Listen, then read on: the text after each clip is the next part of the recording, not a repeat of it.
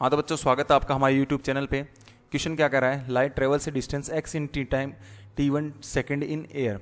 हमारे पास में जो लाइट है वो ट्रेवल कर रही है एयर के अंदर x डिस्टेंस t1 समय के लिए, ठीक है।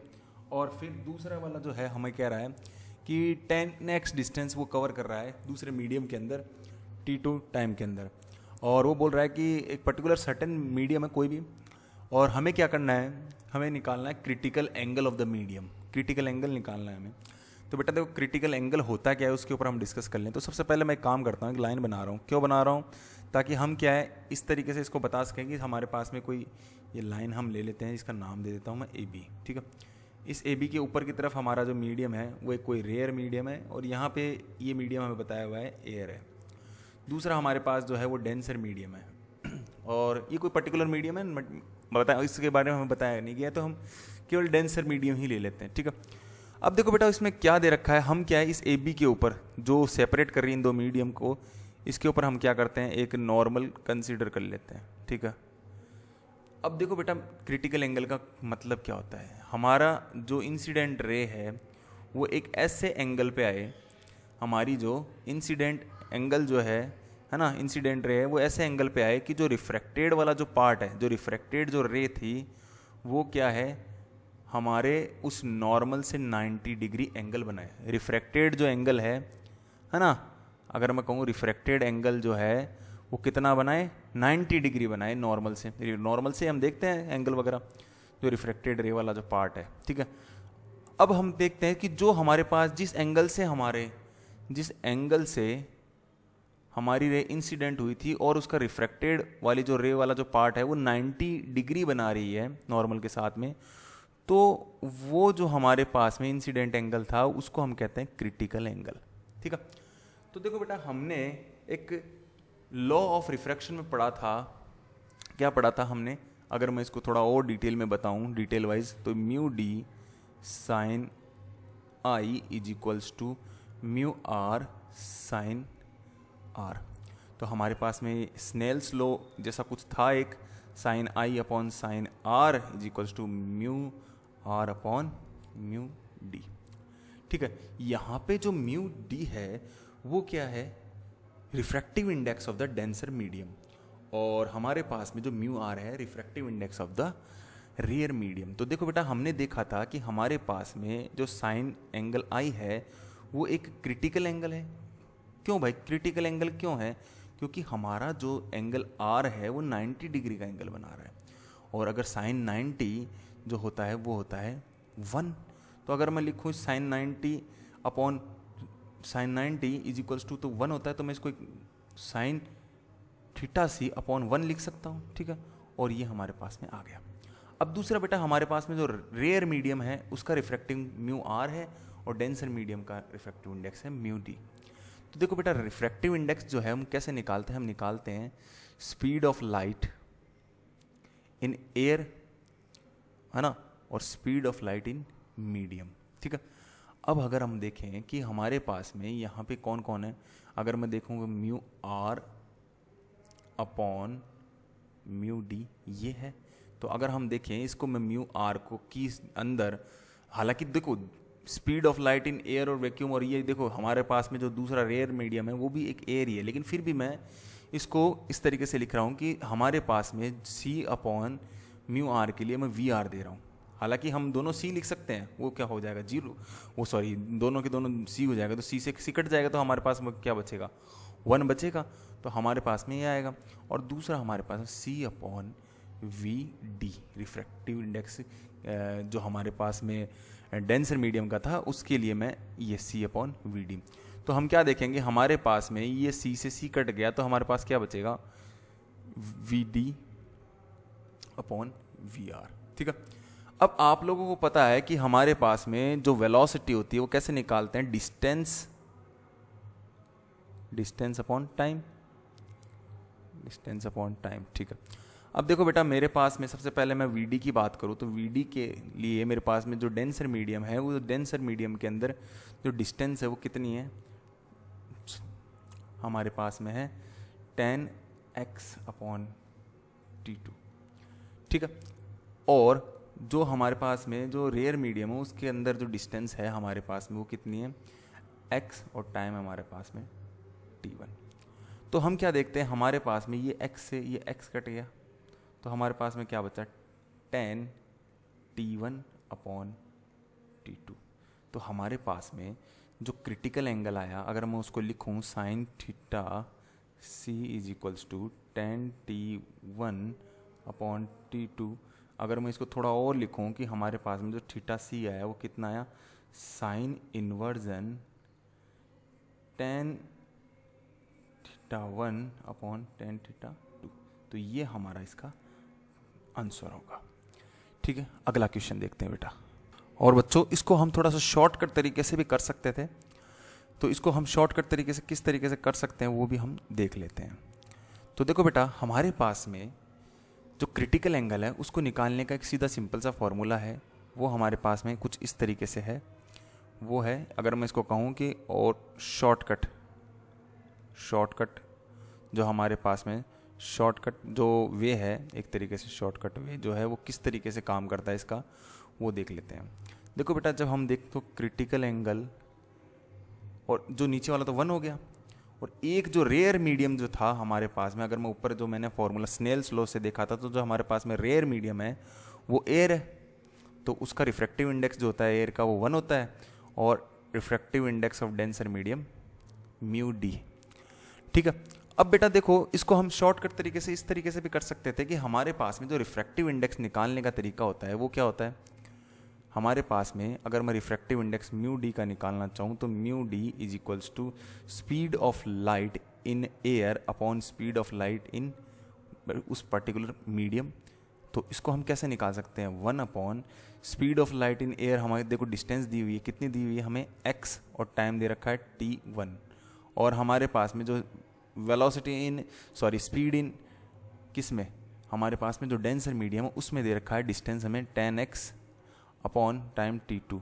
तो अगर हम इसको भी देखें कि हमारे पास में ये जो क्वेश्चन है उसको अगर हम देखें तो हमें ये tan x से tan x कट गया, और ये वाला जो पार्ट है अगर हम देखें कि ये वाला जो पार्ट है अगर मैं इसको रेसिप्रोकल कर दूं इस तरीके से, थोड़ा नीचे लिखते हैं इसको, तो साइन थीटा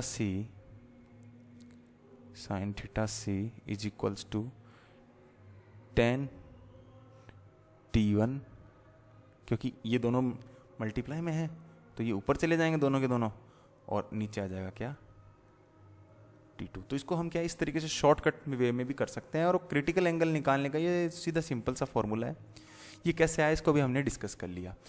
तो बेटा क्या होता है कि हम सीधा अगर क्रिटिकल एंगल का ये फॉर्मूला लगाते तो तुम्हें थोड़ा क्या याद रखने में प्रॉब्लम आती, तो इसका क्या ये शॉर्टकट वे सही है, ये कर सकते हो, कोई प्रॉब्लम नहीं है, लेकिन आपको कंसेप्ट पता होना चाहिए। ओके बेटा, अगला क्वेश्चन करते हैं। हाँ तो बच्चों, अगला जो क्वेश्चन है हमें कहा गया है calculate the critical angle of the glass air interface if A ray of light incident on a glass surface is deviated through 15 degree when angle of incident is 45 degree. देखो बेटा, हमें क्या कहा गया है, इसका अगर मैं डायग्राम बनाऊं तो हमारे पास में एक कोई सरफेस है, ठीक है, तो उस सरफेस के अंदर अगर मैं नॉर्मल क्रिएट करता हूं तो यहाँ एक एयर है हमारे पास में, एयर से 45 डिग्री पे, एक सेकंड दोबारा से इसको बनाते हैं, एयर से 45 डिग्री एंगल पे अगर मैं इसको बनाता हूँ नॉर्मल के लिए, ठीक है, अगर नॉर्मल के लिए मैं इसको बनाऊँ तो मेरे पास में एक स्ट्रेट लाइन बनाते हैं बेटा, पहले इसको अगर हमारे पास में स्ट्रेट लाइन है, ठीक है, हमारे पास में ये एक स्ट्रेट लाइन किसको रिप्रेजेंट कर रही है, एक तरीके से पार्टीशन कर रही है दो मीडियम के बीच पे, ठीक है। जो एक जो मीडियम है हमारे पास में वो तो है ए, सरफेस जो है इसको नाम दे देते हैं हम ए और बी। ऊपर वाली जो है हमारे पास में वो है एयर, ठीक है, और नीचे वाली हमारे पास में है ग्लास की, ठीक है। और हमसे क्या पूछा है, हमसे पूछा है इसका क्रिटिकल एंगल, ठीक है। हमने क्या किया, इस सरफेस के ऊपर जो इसको पार्टीशन कर रही थी ए बी, उसके ऊपर हमने एक नॉर्मल लिया है। अब देखो बेटा क्या होता है, हमारे पास में इस क्वेश्चन में कहा गया है कि जो एंगल ऑफ इंसिडेंट है इस इंसिडेंट रे का वो दे रखा है हमें 45 डिग्री, ठीक है। अब आपको पता ही है जब एयर से ग्लास में आती है मतलब रेयर से डेंसर में जा रही है कि तो टूवर्ड्स नॉर्मल जाएगी। मतलब अगर मैं इसको बनाऊँ तो इस तरीके से जाएगी ये टूवर्ड्स नॉर्मल, लेकिन जो इसका एक्चुअल जो पोजीशन थी वो क्या थी, ये थी, हाँ या ना। लेकिन अब वो क्या है, टूवर्ड्स नॉर्मल की तरफ क्या है, बैंड हो गई है। और इसने क्या कहा है कि उसके अंदर जो डेविएशन आया है पुराने वाले से, पुरानी वाली उस रे से वो 15 डिग्री का आया है। ठीक है, अब हमें पता है कि टोटल जो है यहाँ से लेकर यहाँ तक 45 है, तो इतना कितना होगा, ये हमारे पास में होगा कितना, 30 डिग्री। ठीक है, अब देखो बेटा हमें क्रिटिकल एंगल निकालने के लिए क्या होना चाहिए पता, हमें सीधा अभी पिछले क्वेश्चन में देखा था theta C is equals to 1/μ। ठीक है, ये हमने देखा था। ये जो हमारे पास में है रिफ्रैक्टिव इंडेक्स, वो हमारे पास अगर हो किसका, ग्लास का, तो हम इस ग्लास का रिफ्रैक्टिव इंडेक्स इजीली निकाल लेंगे। तो देखो बेटा सबसे पहले हम देखते हैं कि हमारे पास में अगर मैं स्नेल्स लॉ लगाऊं तो मेरे पास क्या आएगा। तो देखो बेटा सबसे पहले अगर मैं स्नेल्स लॉ लगाता हूं तो क्या आएगा, हमारे पास में जो म्यू एयर है साइन थीटा सी, सॉरी साइन आई लिख लेते हैं, साइन आई, क्योंकि अभी थीटा सी तो निकालेंगे। ठीक है, sine I is equals to mu glass sine R. ठीक है, तो हमारे पास में जो एयर है उसका रिफ्रैक्टिंग इंडेक्स होता है 1 और साइन आई हमारे पास में दे रखा है 45 डिग्री और म्यू जी हमें नहीं पता, लेकिन हमें साइन आर 30 डिग्री दिया हुआ है। तो देखो बेटा हम इसको किस तरीके से देखते हैं, हमारे पास में आता है 1/μ जी इज इक्वल्स टू, क्योंकि मैं इसको इधर ले आता हूँ तो साइन 30/साइन 45 डिग्री। देखो बेटा हमारे पास में अगर मैं वैल्यू निकाल रहा हूँ, अब सबसे पहले हम रिफ्रैक्टिव इंडेक्स की वैल्यू निकाल लेते हैं।